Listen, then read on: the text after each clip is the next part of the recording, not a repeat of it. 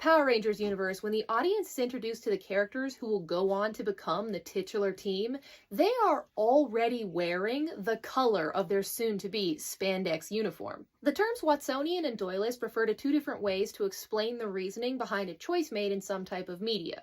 The terms are based off of Sir Arthur Conan Doyle, the writer of Sherlock Holmes, who understands the production and the inspiration behind why choices were made inside the book, and Watson, who is chronicling Sherlock's adventures within the context of the book and doesn't know anything outside of his own universe. It's basically the difference between an in-universe explanation and an out-of-universe explanation, but it's more fun to say. I would say the Doyleist explanation for why they're already wearing their color before they've even become a Power Ranger is the same as the explanation for why they wear monochromatic outfits to begin with. It's to allow the audience to differentiate between the Rangers, especially when for half of the show they have their faces covered. But I'm way more interested in the Watsonian explanation. I hold very strongly to the theory that you are predestined to become that Ranger, and that the color is something that is intertwined with you your entire life. There's a lot of evidence to support this. For instance, in Mystic Force, Nick has a very important plot line surrounding a baby blanket that is red, and he goes on to become the Red Power Ranger. In Ninja Storm, Cam frequently references an important picture of him as a baby with his mother in which he has a green baby blanket, and then he goes on to become a Green Power Ranger.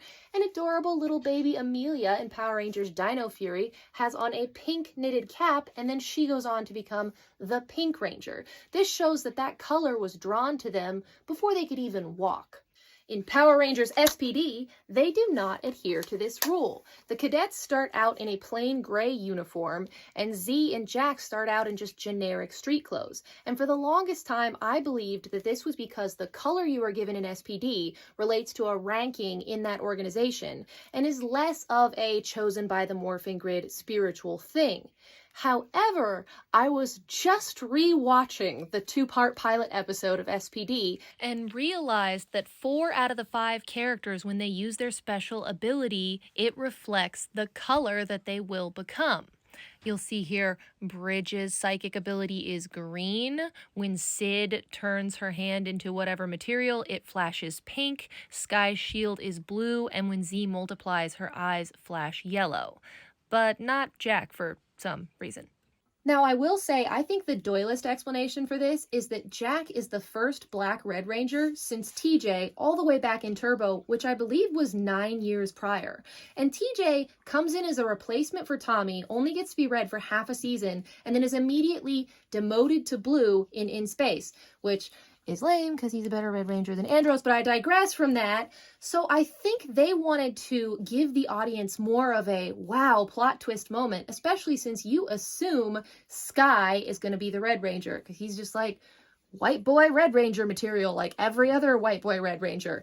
And then when he becomes blue and Jack becomes red, you get kind of like a oh moment. But in show, I think this lends itself to my theory that you are spiritually connected to the Power Ranger color you will become. Because while SPD is an organization with rankings, their physical body and the ability that they were born with reflects the color that they will go on to become. Just curious, did anyone else ever notice this little hint, and what do you think about my theory?